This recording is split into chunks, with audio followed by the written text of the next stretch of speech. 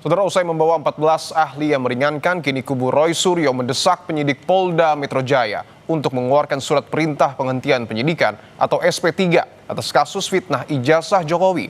Namun permintaan Roy Suryo CS tersebut dipertanyakan dasar hukumnya oleh polisi.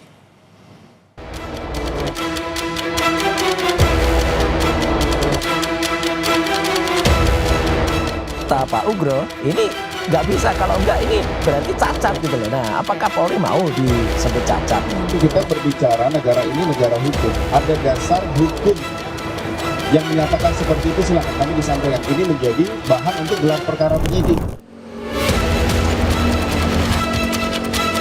Penghentian perkara atas Egy Sujana dan Damai Harilubis kini berbuntut tuntutan kubu Roy Suryo kepada penyidik agar dilakukan hal yang sama.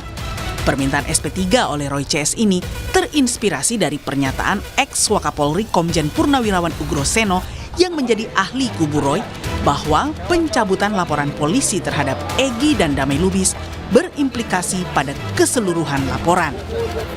Itu ada 8 nama tadinya ya, mulai dari Egy Sujana, Roy Suryo, Damai Harilubis, bla bla bla bla bla sampai Pak Rustam, ya kan.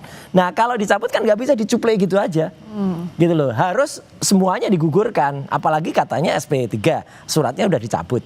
Jadi kata Pak Ugro, ini nggak bisa, kalau nggak ini berarti cacat gitu loh. Nah, apakah Polri mau disebut cacat?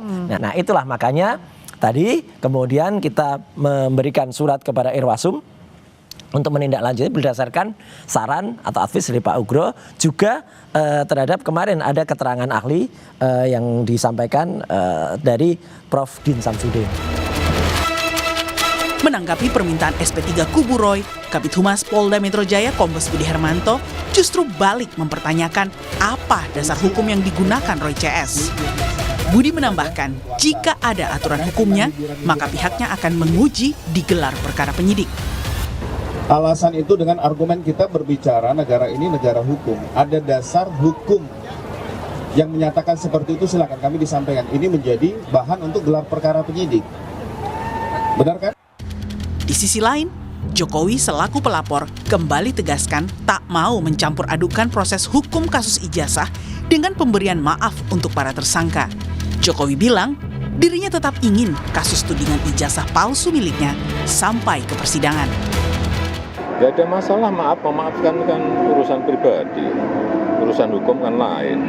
Misal mereka datang seperti Egy Sujana ke kediaman seperti apa Pak? Kan misal. Kalau untuk proses hukum tetap jalan ya Pak? Tetap. Lah kemarin kan kita diperiksa lagi, ada pemeriksaan tambahan itu. Keseriusan Jokowi agar laporannya bisa sampai ke pengadilan dibuktikan dengan kedatangannya ke Mapolresta Solo untuk melengkapi berkas yang diminta Kejaksaan Tinggi DKI. Sebanyak 10 pertanyaan dijawab Jokowi dalam 2,5 jam. Menurut kuasa hukumnya, penyidik fokus menggali masa kuliah dan proses pembuatan skripsi Jokowi di UGM.